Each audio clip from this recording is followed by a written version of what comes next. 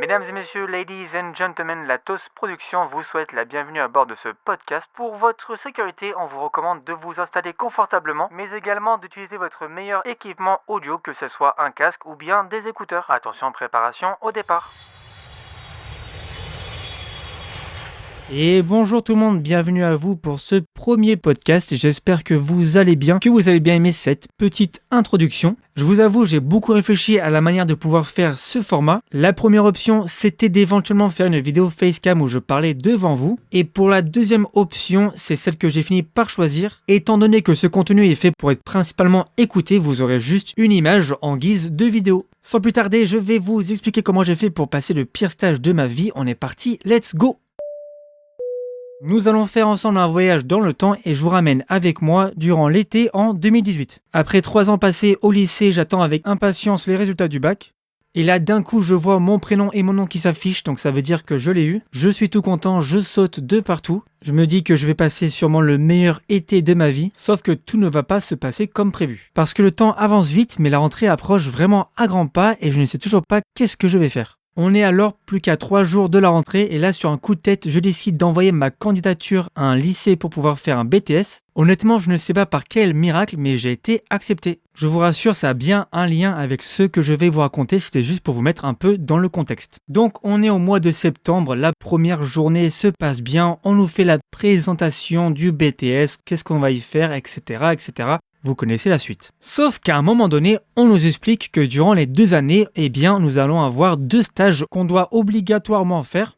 La bonne nouvelle et chose que je ne savais pas, c'est que durant la première année, on avait le droit de faire un stage à l'étranger. Bien sûr, dans la limite du raisonnable, on ne pouvait pas partir par exemple aux États-Unis, en Amérique du Sud, ni en Australie, mais ce n'est pas grave puisqu'il reste encore plein d'autres destinations, surtout dans l'Union européenne.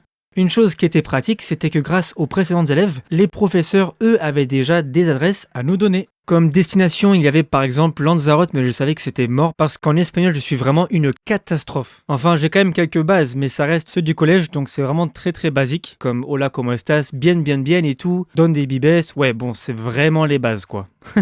Donc je raye de la carte tout ce qui est pays hispanique. Mais il me reste encore un joker et j'avoue que j'ai cette chance-là de pouvoir bien parler et de comprendre l'anglais. Et là, bingo, parce qu'ils vont nous donner 2 destinations mais surtout des adresses où des anciens élèves ont pu y aller. La première, c'était à Malte. Le stage, quant à lui, consistait à travailler dans un parc animalier. Ce n'est que mon propre opinion, mais je ne suis pas du tout fan de ce genre d'endroit, car je trouve ça vraiment inacceptable la maltraitance qu'on peut faire subir à certains de ces animaux. Donc pour moi, Malte, c'est cuit. Pour la deuxième destination, ils avaient une adresse qui était située en Irlande, plus précisément à Cork. À ce moment-là, je me rappelle très très bien d'ailleurs, je me suis dit que l'Irlande, ça me faisait vraiment pas du tout envie. Concernant le stage, il me semble que c'était dans une école de langue, mais je ne suis pas très sûr.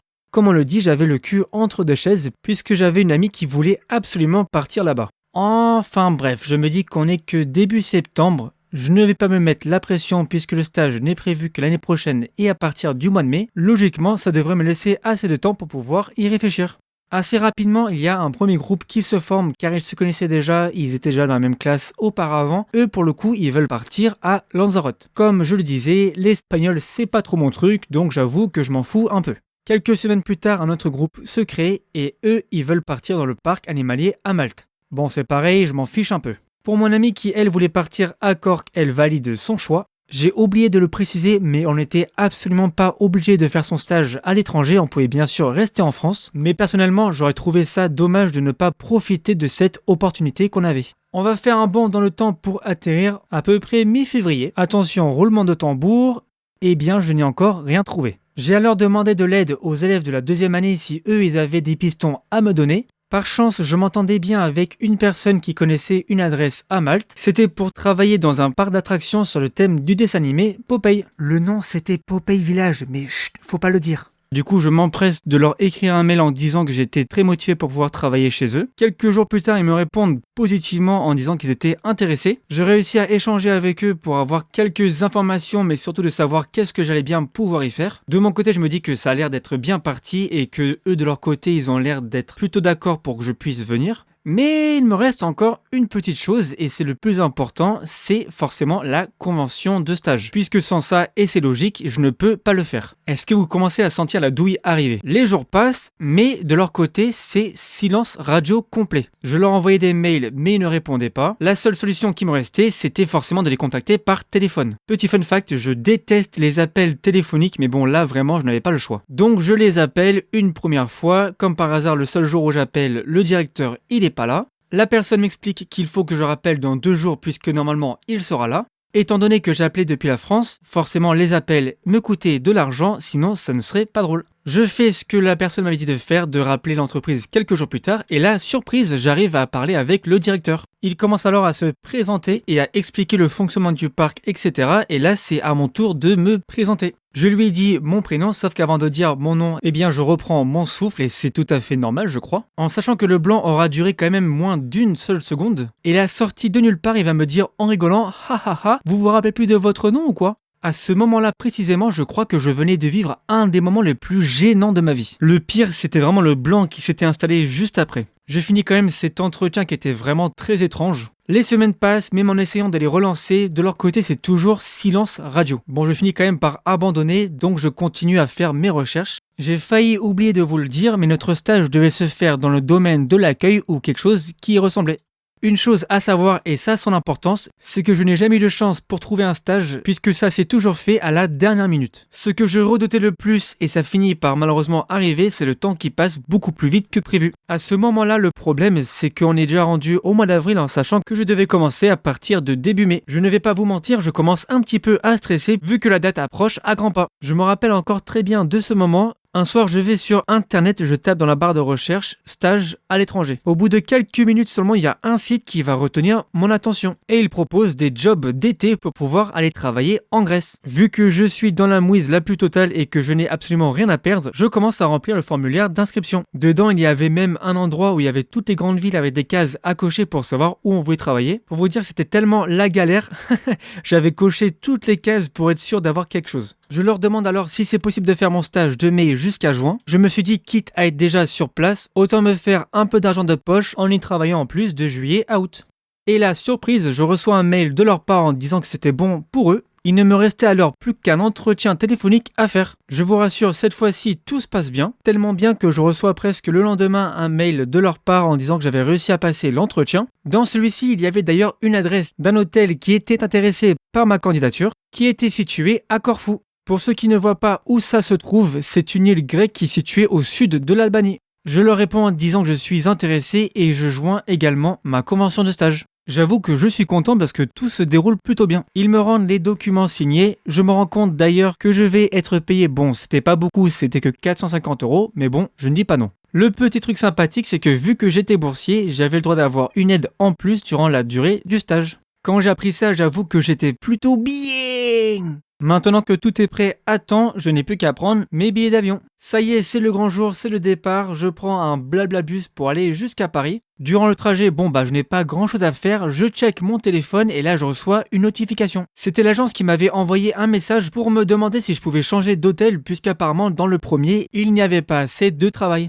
En regardant la localisation du deuxième hôtel, je me rends compte qu'il est situé plus proche de l'aéroport, donc finalement, ça m'arrange bien. Je leur dis que c'est toujours ok pour moi. Environ 1 heure plus tard, j'arrive à l'aéroport Charles de Gaulle, en sachant que j'étais arrivé aux alentours de 15-16 heures et que le vol n'était prévu que le lendemain vers à peu près 6 heures du matin. Pour éviter de dormir dans l'aéroport tel un clochard, je m'étais pris une chambre d'hôtel qui était située juste en face. Et j'avoue que c'était plutôt stylé parce que j'avais la vue sur tout le tarmac, donc je voyais les avions décoller mais aussi atterrir. Bon, en vrai, je n'avais pas fait grand chose. Pour faire passer le temps, je me rappelle, je m'étais promené dans tous les terminals. Je faisais ma petite vie tranquille ou quoi. Le lendemain, réveil à 5 heures, j'avoue que ça piquait un peu. Une fois arrivé dans le bon terminal, je dépose ma valise pour qu'elle aille en soute. C'était un vol avec une escale à Munich, mais bon, c'était moins de 2 heures, donc en vrai, ça va. Un petit truc drôle qui m'est arrivé, moi je croyais que les Allemands pour dire bonjour, ils disaient Guten Tag, mais en fait, pas du tout. Ils disent tout simplement Hallo. C'est déjà l'heure du deuxième vol, comme prévu j'atterris à Corfou quelques heures plus tard. De mémoire, il me semble que j'étais arrivé vers 14h-15h. À cette époque, j'avoue que j'étais beaucoup moins à l'aise qu'aujourd'hui pour savoir comment bien se déplacer dans la ville, mais surtout pour s'orienter.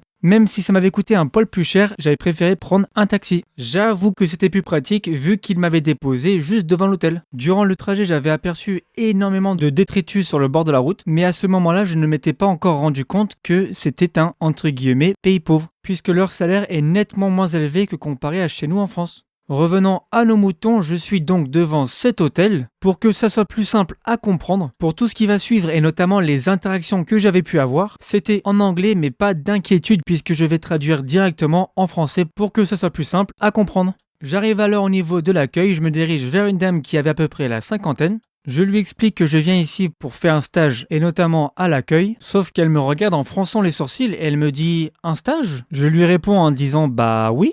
Et là, elle se retourne pour aller vers une porte qui était située derrière elle, et par magie, elle disparaît. Du coup, j'étais planté là, le regard dans le vide, en train de fixer le mur qui était devant moi. Après quelques minutes, il y a quand même un employé qui prend l'initiative de me dire de m'asseoir dans le canapé qui est situé derrière moi. Donc je patiente, 5 minutes, 10 minutes, 15 minutes. Je continue de patienter, mais je me dis que là, ça sent pas très très bon. Sorti de nulle part, il y a un homme assez grand et plutôt costaud qui s'avance vers moi pour me demander le but de mon stage. Je lui raconte alors que j'étais censé travailler à l'accueil, etc., etc. Il me dit ok, il fait demi-tour et il se dirige vers cette fameuse porte. Je n'ai pas le choix, je dois encore attendre. Je dirais environ 15 minutes plus tard, il revient vers moi me redemandant la question de savoir à quel poste je devais être. Je lui redis donc à l'accueil. Et là, il me dit « Non, tu vas faire serveur dans un des restaurants. » J'étais dépité, mais bon, en même temps, je me dis « Je suis sur place et je dois absolument faire ce stage. » Après ça, on a fait un tour plutôt rapide de l'endroit. Ensuite, on s'est dirigé vers l'arrière de l'hôtel pour qu'il puisse me montrer les chambres. Là, ça va être un peu dur de ne pas avoir une image, mais il faut s'imaginer un bâtiment en longueur avec 5 portes, qui correspondaient donc à 5 chambres. Et dans celle-ci, il y avait 4 lits simples. Vous allez me dire « Mais quel est donc le problème ?» C'est quand je découvre ma magnifique salle de bain où je vois des toilettes, un lavabo et un bain qui fait office de douche, dans laquelle il n'y avait bien sûr pas de rideau. Si le seul problème c'était ça, ça irait. Mais je vous promets que l'état était catastrophique et encore le mot est faible. Heureusement d'ailleurs que je m'étais fait vacciner contre le tétanos, parce que je n'avais jamais vu un équipement de douche autant rouillé. Que ça soit au niveau du pommeau ou bien même du levier pour régler la température. Pour vous dire, je n'avais jamais vu autant d'orange sur des pièces censées être de couleur métallique. Mais ce n'est pas tout, sinon ce ne serait pas drôle. Juste à côté des chambres, il y avait une pièce avec 2 machines à laver. Comment dire que l'état était un peu similaire à celle de la douche finalement. La personne avec qui j'avais parlé mais aussi fait ce tour, c'était en fait le manager qui gérait tous les restaurants. Enfin, surtout la partie F&B à ne pas confondre avec le R&B, ce qui veut dire Food and Beverage en anglais. La traduction en français, c'est la partie nourriture et boisson. Une fois qu'il était parti, je me rappelle très bien, je me suis posé sur mon lit et je m'étais dit que j'étais absolument cooked. J'avais d'ailleurs pris des photos des choses magnifiques que je venais de voir pour les transférer ensuite à mes proches mais aussi à mes profs pour leur montrer dans les conditions dans lesquelles j'allais être. Mais ça ne s'arrête pas là, puisque comme par hasard le seul jour où je suis dans cet hôtel, il fallait qu'il y ait une coupure de wifi, donc je ne pouvais pas parler avec mes proches. Sauf que pas trop loin de nos chambres, il y avait un hall qui était dédié aux visiteurs, il y avait par exemple des magasins, un bar. Au loin, je vois le Saint Graal, un ordinateur qui était en libre service. Je me suis alors rué dessus pour l'utiliser. Normalement, je n'ai pas le droit d'être là, mais je me dis que tant pis, il faut que je tienne au courant mes proches pour leur dire que j'étais quand même bien arrivé. D'ailleurs, force à eux parce que je pense qu'ils ne devaient pas comprendre ce que j'étais en train d'écrire puisque le clavier était en QWERTY et non en AZERTY. En gros, ce qui change, c'est l'emplacement des lettres qui ne sont pas forcément au même endroit, mais aussi on ne peut pas écrire avec des accents. Quelques minutes plus tard, je reviens dans ma chambre, je me pose sur mon lit et je vois qu'il y a un autre lit qui est occupé par une autre personne, sauf qu'elle n'est pas là. Je ne sais pas si c'est une coïncidence ou pas, mais je vois 2 personnes qui arrivent au loin. Je dirais que de base, je suis plutôt une personne introvertie, j'ai du mal à aller vers les autres, mais je pense que j'étais tellement déboussolé que j'avais sûrement ce besoin de parler avec quelqu'un. C'était une fille qui venait, il me semble, de Copenhague et un gars qui venait de Lituanie. Ils étaient tous les deux des animateurs sportifs au sein de l'hôtel. En discutant, on se rend très vite compte qu'on s'est tous les 3 fait avoir, mais on se dit que ce n'est pas grave. On commence alors à beaucoup parler, sauf que je commence à avoir faim et eux aussi, ça tombe bien puisqu'ils m'invitent à manger avec eux dans un des restaurants où il y avait un buffet à volonté. Je me rappelle, je m'étais pris des pâtes, du poulet, tac. Même quand je vais dans un buffet à volonté chinois, je ne mange pas autant que là. Parce que je ne sais pas de quoi sera fait demain, alors autant en profiter. Il s'est avéré plus tard que j'avais bien fait de faire ça. Et vous allez très vite comprendre pourquoi. Le lendemain matin, c'est vrai que le mood était un peu particulier puisque d'un côté, j'étais vraiment frustré par rapport à ce stage que je devais faire en accueil, mais je me retrouve à travailler en tant que serveur, en sachant qu'en plus, je devais réaliser un rapport de stage. Et de l'autre côté, bon, mis à part l'hôtel et le travail en lui-même, l'environnement autour était vraiment incroyable, mais je vous dirai après pourquoi. La seule chose de prévu que j'avais dans cette journée, c'était de rencontrer une autre responsable qui devait me fournir la tenue de travail. J'avance un peu dans le temps, on est à peu près, je pense, midi. Mon pote de chambre me propose d'aller manger au même endroit qu'hier. Vous devez vous en douter, mais je ne refuse absolument pas sa proposition. Donc on y va, mais il faut savoir que devant la porte d'entrée de ce restaurant, il y avait une personne qui était chargée d'écrire sur un cahier le numéro de chambre des personnes, mais également leur prénom et leur nom. Mon pote, lui, il passe tranquillement, mais pour moi, je n'ai pas cette chance-là parce que la personne va me regarder vraiment bizarrement. Mais elle va quand même finir par me laisser entrer. Je venais à peine de prendre mon assiette et de me servir que je sens qu'on me tapote sur l'épaule. Comme dans les films, je me suis retourné vraiment tout doucement, et là, devinez qui je vois, tadam, c'était le responsable. Et il me dit, non, toi tu manges pas ici, toi tu manges en bas.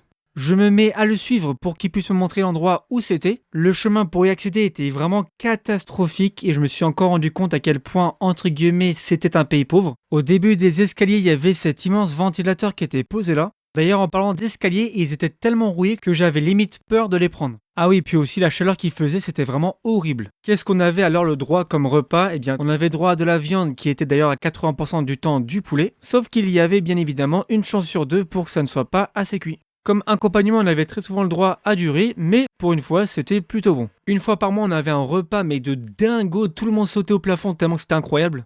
Bon, en vrai, c'était juste du poulet façon gyros avec du pain pita, ça faisait comme un petit kebab. Attention, on avait également le droit à des frites. Wouhou! Là, rien à dire pour le coup, c'était vraiment bon. Un truc qui était vraiment injuste, c'est que eux, les animateurs, ils avaient droit vraiment à tout, comme par exemple le fait d'aller dans n'importe quel restaurant, d'avoir accès à une salle de sport, et d'avoir les boissons à volonté, y compris ceux avec de l'alcool. Alors que nous, les serveurs, on avait absolument droit à rien. Quelques jours plus tard, j'ai alors commencé à travailler là où j'avais mangé, c'est-à-dire où il y avait le buffet à volonté. La chose que je ne savais pas, c'était que l'hôtel était en réalité un all-inclusive. Pour ceux qui ne connaîtraient pas le principe, en gros, vous avez l'hôtel classique qui coûte un peu plus cher, je crois.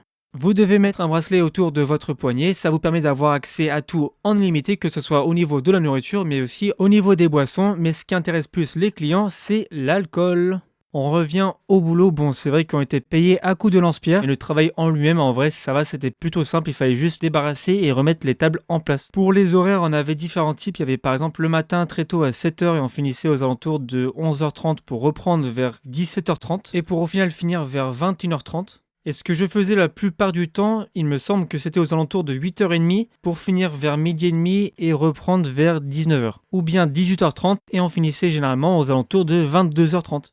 Après plusieurs discussions et de négociations avec le responsable, j'arrive à accéder à l'accueil pour voir surtout le fonctionnement de l'hôtel. C'était un peu la même sensation que les stages d'observation en troisième, j'étais à l'autre bout de l'accueil à être planté là et à ne rien faire. Mais au moins j'arrive à prendre quelques documents pour pouvoir compléter mon rapport. Les semaines passent, je me dis que finalement il y a quand même quelques petits points positifs. Comme par exemple, et j'en parlais tout à l'heure, c'était le cadre qui était vraiment magnifique parce que l'hôtel était situé en hauteur et en contrebas il y avait une plage. Donc dès que j'avais une coupure ou bien même que j'étais de repos, j'y allais tout le temps. J'ai pu faire aussi de belles rencontres, il y avait même plusieurs Français avec qui je travaillais. Mais il y en a qu'un seul avec qui j'ai gardé contact et d'ailleurs c'est mon meilleur pote. S'il écoute ce podcast, je pense qu'il se reconnaîtra. Heureusement qu'il y avait ces deux points positifs, sinon je pense que je n'aurais jamais pu tenir les 4 mois. Je rajoute juste un dernier petit truc avant de conclure ce podcast. Il y a environ 2 semaines, j'étais en train de me perdre sur internet et des fois j'avoue que ça m'arrive de regarder les avis Google des endroits où j'ai pu travailler. Par curiosité, j'avais envie de voir cet hôtel et quelle ne fut pas ma surprise. Je ne sais pas depuis quand, mais ça a été définitivement fermé. Oh, quel dommage. Donc ça prouve bien qu'il y avait un gros problème au sein de cet hôtel. Vous avez donc compris pourquoi est-ce que j'ai passé le pire stage de ma vie. C'est ainsi que se termine ce podcast, j'espère vraiment que ça vous aura plu parce que pour moi ce n'est pas un exercice simple. Si vous voulez d'autres anecdotes de voyage comme celle-ci, n'hésitez pas à me dire ça dans les commentaires parce que j'en ai encore un petit peu en stock et notamment un voyage que j'avais pu faire au Japon. Je pense que ça peut être sympathique. Bon, je vous laisse avec le commandement de bord. Mesdames et messieurs, ladies and gentlemen, au nom de l'équipage, on espère que ce podcast vous aura plu. Si c'était le cas, n'hésitez pas à vous abonner. Et sur ce, on se retrouve très vite pour de nouvelles vidéos. Et sur ce, ciao tout le monde, à la prochaine.